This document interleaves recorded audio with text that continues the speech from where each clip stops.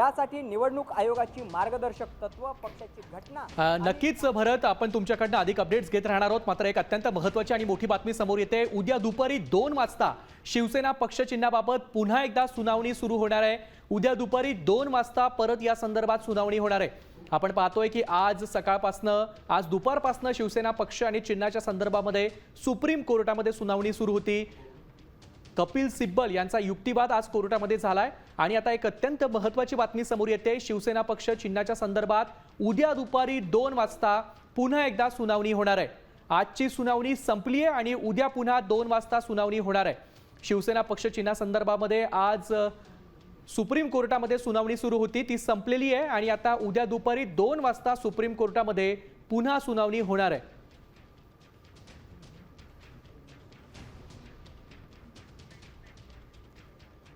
आपण पाहतोय की 2022 नंतर राज्यामध्ये ज्या राजकीय घडामोडी घडल्या आणि पक्षाचं जे काही विलिनीकरण झालं, त्यानंतर जी सत्तांतर झालं, सरकार बदललं, या सगळ्या संदर्भामध्ये शिवसेना पक्ष कोणाचा याचं उत्तर मात्र मिळालेलं नव्हतं आणि याच संदर्भामध्ये आता कोर्टामध्ये सुनावणी सुरू करण्यात आलेली होती. आजची सुनावणी या संदर्भातली संपलेली आहे आणि आता उद्या दुपारी 2 वाजता पुन्हा या संदर्भात सुनावणी होणार आहे. आज कपिल सिब्बल यांचा सुप्रीम कोर्टातला युक्तिवाद आज पूर्ण झालाय आणि आता आजची सुनावणी देखील संपलेली आहे.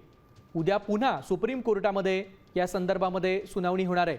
शिवसेना पक्ष आणि चिन्ह या संदर्भातली ही सगळी सुनावणी आहे आणि आता उद्या दुपारी 2 वाजता पुन्हा या संदर्भात सुनावणीला सुरुवात होणार आहे.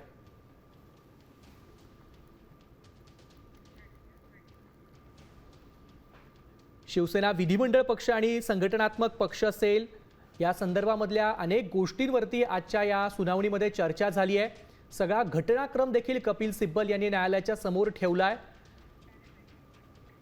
आणि आता ही सुनावणी पुन्हा उद्या पार पडणार अशी महत्त्वाची बातमी समोर येते.